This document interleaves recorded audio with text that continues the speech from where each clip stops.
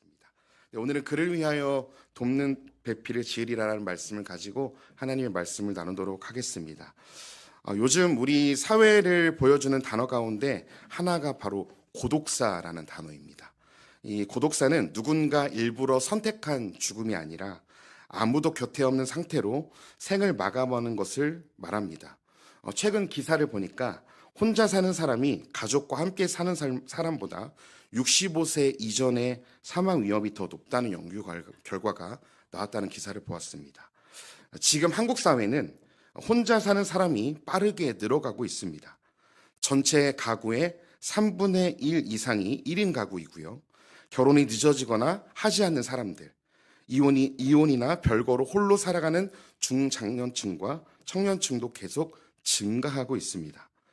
더불어 비대면 일자리와 개인주의 문화가 계속 확산되면서 사람들과의 관계를 맺을 기회는 점점 줄어가고 있습니다. 더군다나 여기서 경제적인 어려움과 건강 문제까지 겹치면서 고립은 더 깊어져 가고 있죠. 가족과 연락이 끊긴 분들, 그리고 가족이 있어도 서로 책임지지 않는 현실 속에서 2024년 한 해에만 약 4천 명 가까운 사람들이 아무도 모르게 생을 마감했다는 뉴스를 접하기도 했습니다. 우리는 겉으로 보기엔 SNS나 미디어로 연결된 시대를 살아가는 것 같지만 실제로는 점점 더 고립되고 혼자가 되어가고 있는 사회를 살아가고 있습니다. 그런데 성경은 인간의 이 현실을 이미 정확히 짚고 있습니다.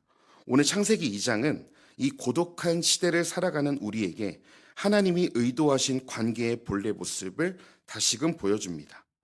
하나님께서 사람을 창조하신 후에 처음 하신 말씀이 바로 이 말씀인데요. 18절 말씀입니다. 함께 같이 읽어보도록 하겠습니다. 여호와 하나님이 이르시되 사람이 혼자 사는 것이 좋지 아니하니 내가 그를 위하여 돕는 배필을 지으리라 하시니라. 하나님은 1장에서부터 하나하나 창조하신 피조물들을 보시며 보시기에 좋았다고 계속해서 선언하셨습니다. 그러나 오늘 본문 2장 18절에서는 좋지 않다라고 처음 말씀하셨어요. 바로 그 상태가 뭐였냐면 사람이 혼자 있는 것이 좋지 않다였습니다.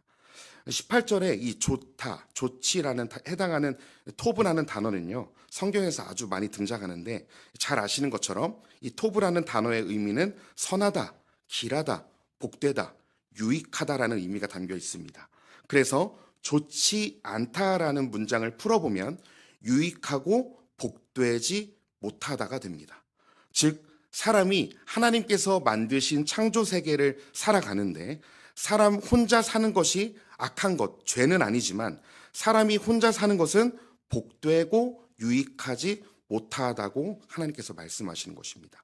그래서 하나님은 아담이 복되고 유익하게 에덴을 다스리게 하기 위해서 18절 하반절에 보니 그를 위하여 돕는 배필을 짓겠다고 말씀하시죠. 여기에서 돕는 배필이라는 단어를 조금 볼 필요가 있는데요. 이 돕는이라는 단어는 단순히 도움을 주다라는 의미가 아니라 호위하다, 더하다라는 의미를 갖고 있습니다. 그리고 배필은 바라보다, 마주대하다는 의미를 가지고 있습니다. 그래서 돕는 배필을 원어적으로 풀어내면 그를 마주보는 것처럼 돕는 자, 곁에서 돕는 자라는 뜻이 됩니다.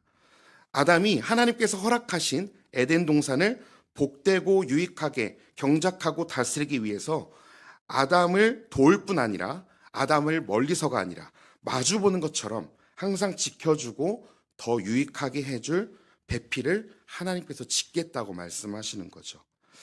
하나님께서 저와 성도님들을 지으실 때 누군가에게 도움이 필요한 존재로 만드셨다는 사실을 오늘 말씀은 이야기하고 있습니다. 우리는 나 홀로가 아니라 우리로 함께 돕고 붙들어주며 지켜주며 살 때 정말 복되고 유익하게 살 수 있는 존재들로 하나님이 우리를 만들어 주셨습니다. 하나님은 선하세요. 그래서 그 선하신 하나님은 우리를 창조하시고 이 땅에 보내놓으시고 알아서 살도록 방치하지 않으셨습니다.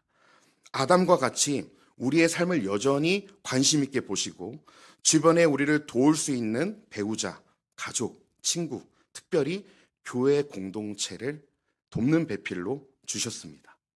그래서 전도서 4장 12절에서는 전도자는 사람의 인생에 대해서 이렇게 얘기합니다.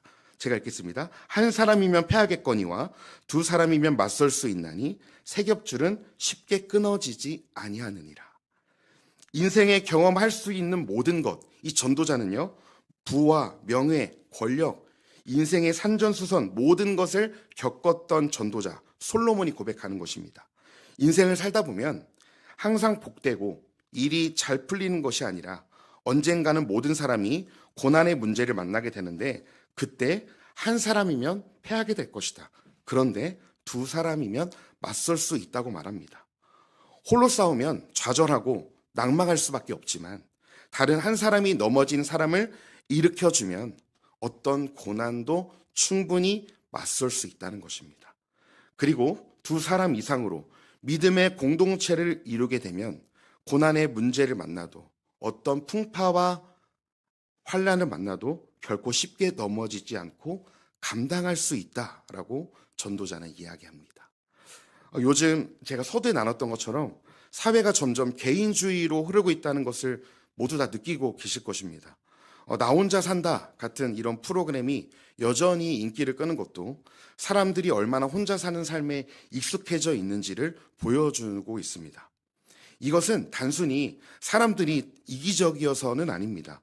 예전에는 회사와 가족 같은 공동체 안에 있으면 어느 정도 미래가 보장되었지만 저성장 시대가 되면서 공동체가 개인의 삶을 책임져 주지 못하는 구조가 되었고 사람들은 자연스럽게 각자 살아남아야 한다는 인식을 갖게 되었습니다. 여기에 치열한 입시와 취업 경쟁은 이웃과 친구를 협력의 대상이 아니라 경쟁자로 느끼게 만들고 있고요. 그리고 스마트폰과 SNS는 사람을 직접 만나지 않아도 어느 정도 외로움을 달랠 수 있게 하면서 나 중심의 관계로 익숙하게 만들어져 가고 있습니다. 또한 회식 문화나 명절, 위계 질서, 위계적인 조직 문화에 대한 젊은 사람들에 대한 피로감, 그리고 코로나 이후 혼자 지내는 생활이 일상화되면서 우리는 어느새 함께 사는 법보다 혼자 버티는 삶에 더욱 익숙해진 사회를 살아가고 있습니다. 이렇게 각자 도생의 시대를 살아가다 보니 사람들은 점점 혼자가 된 사람들이 늘어나고 있고요. 마음은 더 외로워져만 갑니다. 우리는 연결되어 있는 것 같지만 실제로는 단절된 시대를 살아가고 있습니다. 그래서 오늘날 더 필요한 것이 어쩌면 진짜 공동체이지 않을까 싶습니다. 서로의 이름을 알고 안부를 묻고 잘 될 때보다 힘들 때 곁에 있어주는 그런 관계의 공동체 말입니다.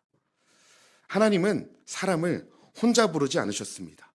우리 교회도 공동체로 한 사람 한 사람 생긴 건 다르고 살아온 환경은 다르지만 하나의 공동체 그리스도의 몸으로 부르셨죠. 그래서 우리가 이 공동체에서 때로는 넘어질 때 붙잡아주고 지칠 때 기도해주는 공동체로 우리를 부르셨습니다. 그것이 이 마지막 때에 외롭게 살아가는 이 시대에 하나님께서 원하시는 교회의 모습입니다. 그래서 교회는 단순히 예배만 드리는 공간이 아닙니다. 예배가 중요하지만 더불어 교회는 삶의 여러 가지의 어려움으로 인해 상처 입은 사람들이 이 공동체 안에서 다시 상처가 싸매을 받아야 하는 곳이고 각자 도생 시대에 외롭게 살아가는 사람들을 그리스도의 사랑으로 붙들어주며 말씀으로 일으켜야 하는 곳이 바로 교회의 사명입니다. 세상이 말하는 공동체는 어떻습니까? 나를 증명해내야 되고 결과물을 보여주어야 살아남는 성과 중심의 공동체가 세상의 공동체이죠. 그러나 교회만큼은 부족할 수 있습니다. 실패할 수도 있습니다. 그렇지만 우리가 그런 자들도 받아주어야 하는 공동체가 바로 교회이죠. 왜냐하면 하나님께서 죄로 인해 이미 실패한 나 한 사람을 기다려 주셨고 품어 주셨고 오늘도 여전히 기다려 주시기 때문에 우리 교회 안에 부족해 보이고 때로는 연약한 사람들도 하나님의 성품을 닮아 품어야 하는 사명이 우리에게도 있습니다. 또한 어떤 사람이 교회의 어떤 필요한 부분을 이 사람이 채워줄 수 있을까 판단하여 교회의 공동체로 들어올 수 있는 것이 아니라 존재 자체로 사랑받는 곳이 교회 공동체여야 되죠. 왜냐하면 하나님께서 모든 사람들을 하나님 당신의 형상으로 지으셨기 때문에 그렇습니다. 우리는 한 사람 한 사람을 통해서 하나님의 형상을 보아야 하고요. 그 하나님의 형상을 존귀히 소중하게 여겨야 할 줄 믿습니다. 이렇게 외로운 시대를 살아가는 사회에서 저와 성도님들께서 교회로서 할 수 있는 일은 어렵거나 거창하지는 않은 것 같습니다. 새로 교회에 온 성도에게 다가가서 안부를 묻고요.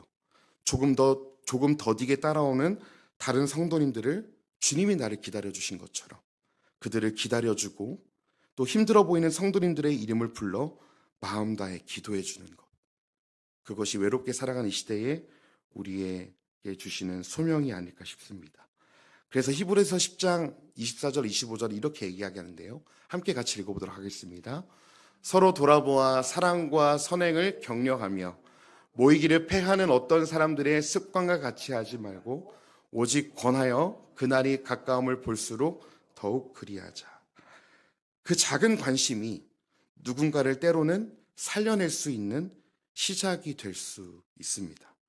우리 승인교회가 그리스도께 받은 십자가 사랑을 가지고 서로 돌아보고 또 사랑이 식어지는 이 마지막 때에 개인주의로 흘러가는 이 때에 우리 교회만큼은 한국 교회만큼은 더욱 사랑과 선행으로 서로 격려하는 주님이 기뻐하시는 공동체가 되기를 소망합니다. 두 번째, 아담을 통해서 우리가 볼 수 있는 것은 능력이 있어도 우리는 혼자 완전할 수 없다는 것입니다.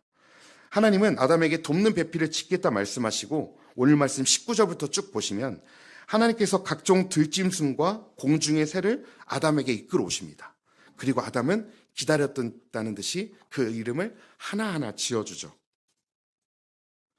성경에서 이름은 존재의 본질을 담고 있습니다.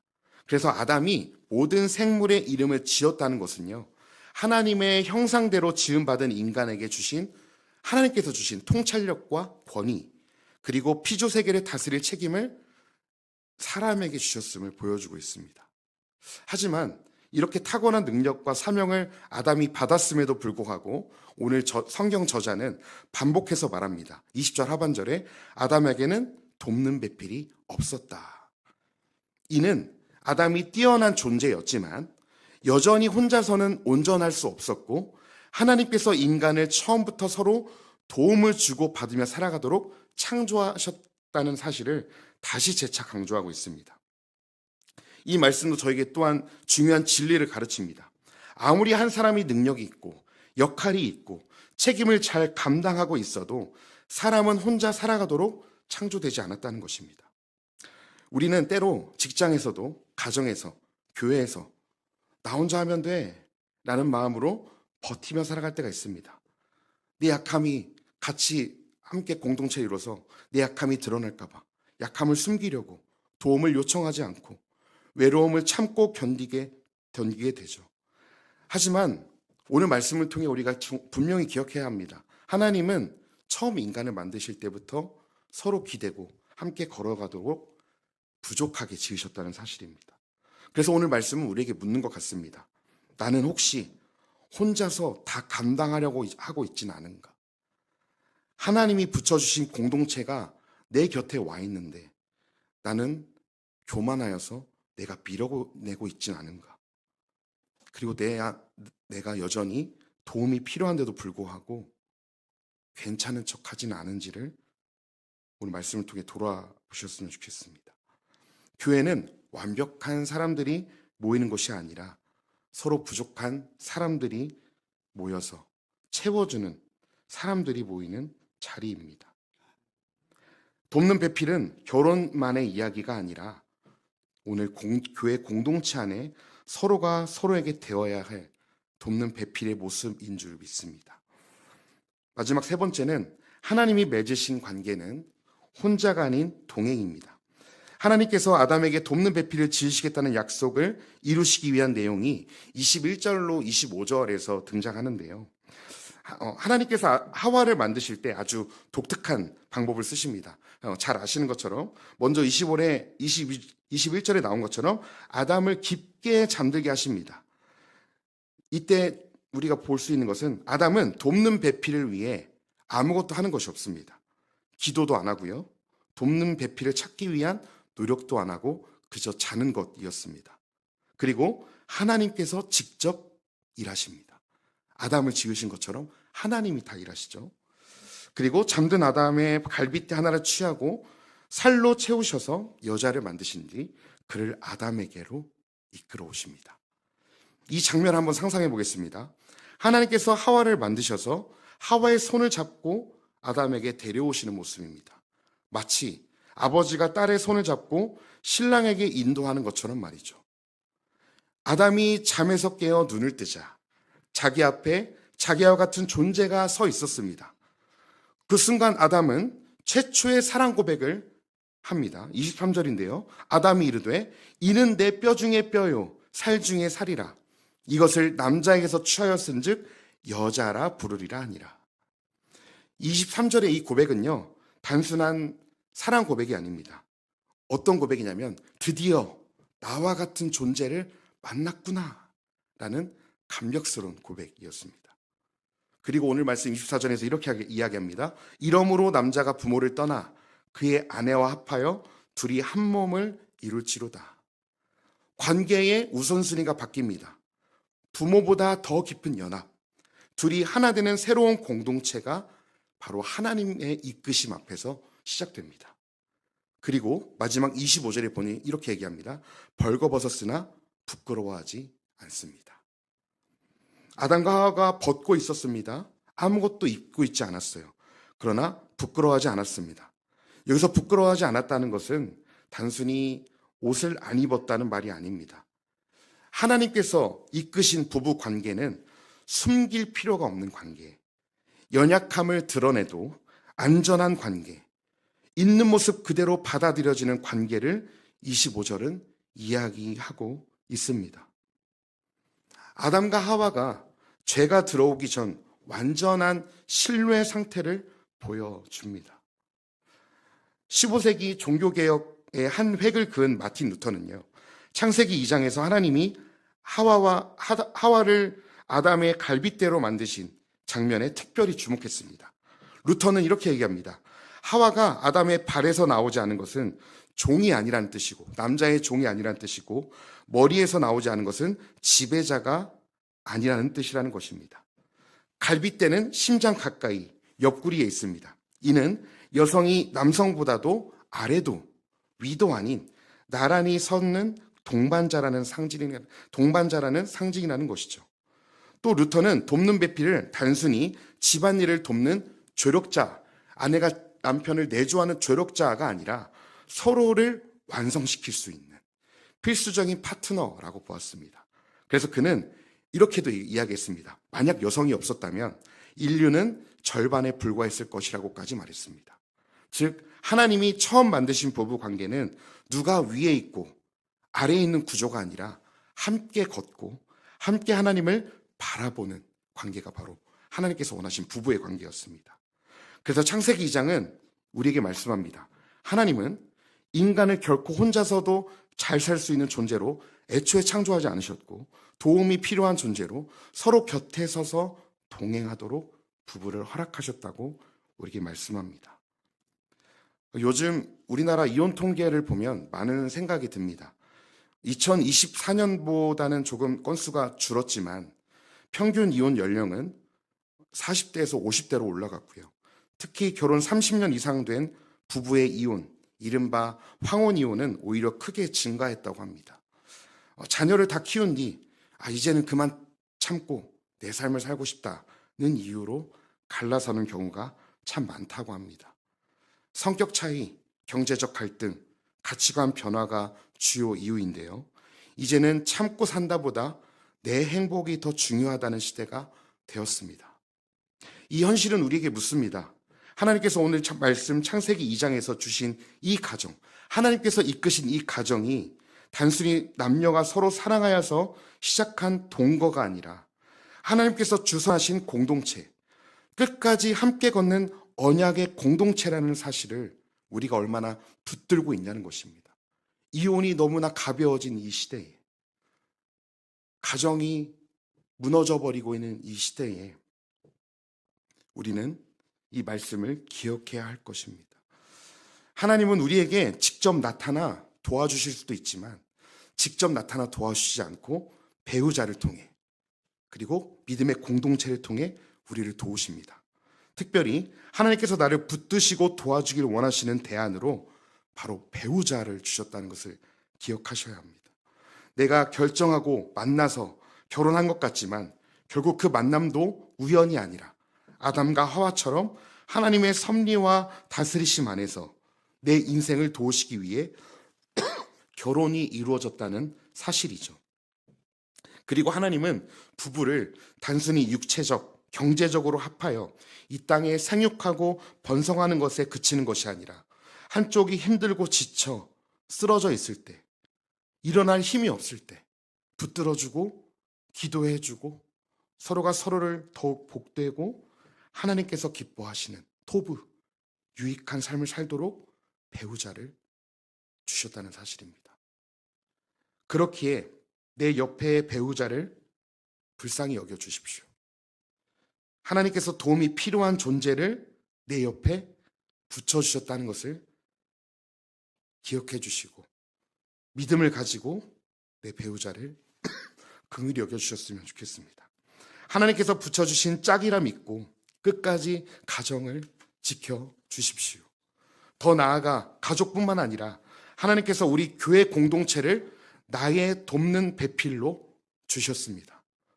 목사님, 장로님, 구역장님들을 통해 어떤 성도님들의 한 분 한 분의 섬김을 통해 하나님은 우리 한 사람 한 사람을 돕고 믿음으로 세워가기를 원하십니다.